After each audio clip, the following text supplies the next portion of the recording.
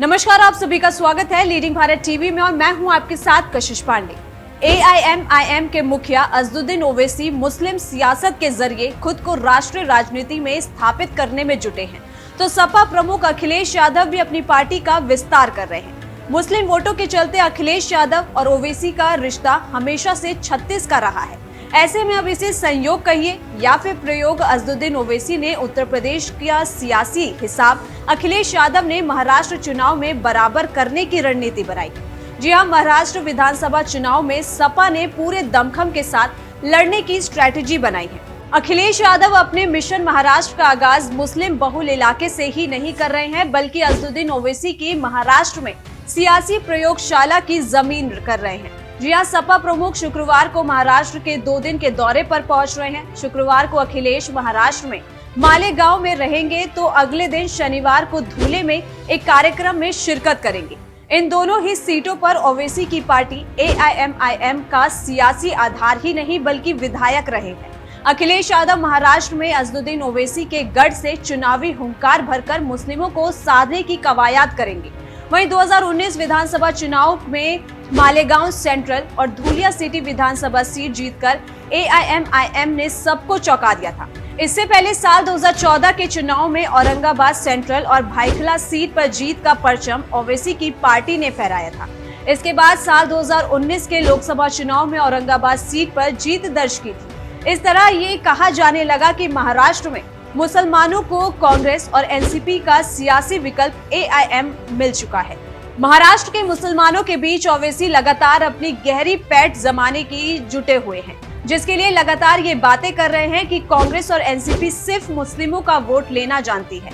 इसके अलावा ना ही मुस्लिमों के मुद्दों से कोई मतलब है और ना ही मुस्लिमों को प्रतिनिधित्व देना चाहते हैं।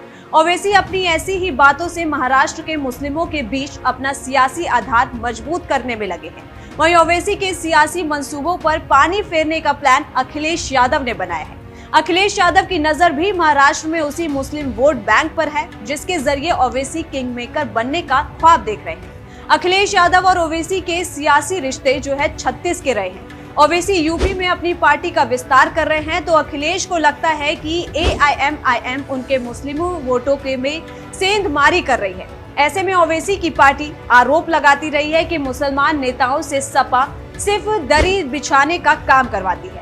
इस तरह ओवैसी से यूपी का हिसाब महाराष्ट्र में अखिलेश कर रहे हैं। सपा ने साल 2024 के विधानसभा चुनाव में जिन सीटों पर चुनाव लड़ने का प्लान बनाया है, उसमें से ज्यादातर सीटें मुस्लिम बहुल है। जी हां, मुंबई क्षेत्र की मानेकोर, शिवाजी नगर, भाईखला, वर्सोवा के अलावा मुंबई के सटे ठाणे की भिवंडी ईस्ट, भिवंडी वेस्ट दोनों सीटों पर चुनाव लड़ने का प्लान सपा का है।